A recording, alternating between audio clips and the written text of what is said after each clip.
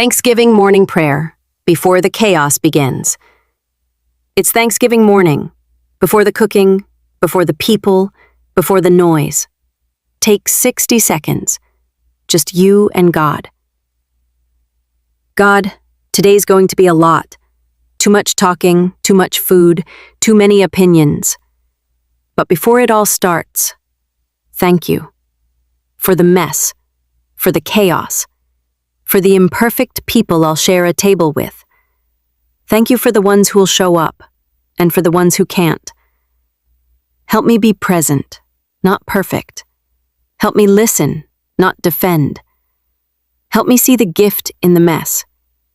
And when I'm overwhelmed, remind me, this day isn't about the food.